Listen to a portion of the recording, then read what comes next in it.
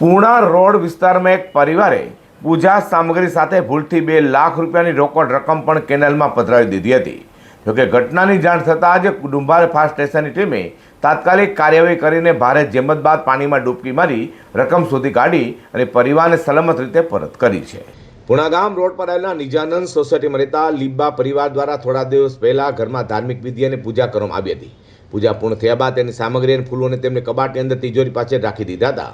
આજે પરિવારના સભ્ય પૂજા પછીની સામગ્રીને એકત્રિત કરીને પ્લાસ્ટિકની થેલીમાં ભરી અને પૂર્ણા રોડ પર એમએસજી ટાવર પાસે આવેલા કેનાલમાં પધરાવી દીધી હતી. ઘરે પરત આવ્યા બાદ જ્યારે તેમણે તિજોરી તપાસી ત્યારે તેમને ખ્યાલ આવ્યો કે તિજોરીમાં રાખેલા રોકડા 2 લાખ રૂપિયાની રકમ પણ ભૂલથી ફૂલો સાથે થેલીમાં ચાલી ગઈ હતી અને કેનાલમાં પધરાવી દેવામાં આવી હતી. આ બાબતની જાણ થતાં જ પરિવારજનો ચિંતામાં મુકાઈ ગયા હતા અને તરત જ ફાયર કંટ્રોલ રૂમમાં જાણ કરી હતી. જાણ થતાં ડુંબાલ ફાયર બ્રિગેડની ટીમ તાત્કાલિક ઘટના સ્થળે પહોંચી ગઈ હતી અને ફાયર બ્રિગેડના માર્શલોએ કેનાલમાં ઉતરીને પાણીમાં ડૂબકી મારી શોધખોળ શરૂ કરી હતી. પાણીના પ્રવાહ વચ્ચે પણ ટીમે ધીરજ રાખીને સર્ચ ઓપરેશન ચાલુ રાખ્યું હતું. થોડા સમય મહેનત બાદ તેમને 500 રૂપિયા નોટના 4 બંડલ મળી આવ્યા હતા, જે કુલ મળીને 2 લાખ રૂપિયા હતા. શોધી કાઢેલી આ રોકડ રકમ ફાયર બ્રિગેડની ટીમે લીંબા પરિવારને સલામત રીતે પરત આપી હતી. જોકે આ શોધખોળ દરમિયાન ફાયર બ્રિગેડના 2 જવાનોને કાંટ લાગતા ઇજાગ્રસ્ત થયા હતા. પરિવારના સભ્ય આ મુશ્કેલ સમયે મદદ માટે ડુંબાલ ફાયર બ્રિગેડના સ્ટાફનો આભાર વ્યક્ત કર્યો હતો અને તેમની કામગીરીને બિરદાવી છે. Sub officer Sunil Chaudhari, Dumbal fire station.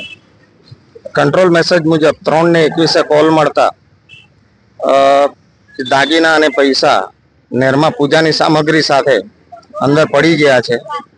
Control message મુજબ તાત્કાલિક ઘટના સ્થળે આવી અને તપાસ કરતા 15 થી 20 મિનિટની અંદર 2 લાખ રૂપિયા કેશ રિકવર કરી પાર્ટીને સુપ્રત કરેલ છે. તમને કેટલા વાગે કોલ આવેલો? 3:21 કોલ આવેલો. ફાયર ટીમ જવાનને ઈજા થઈ?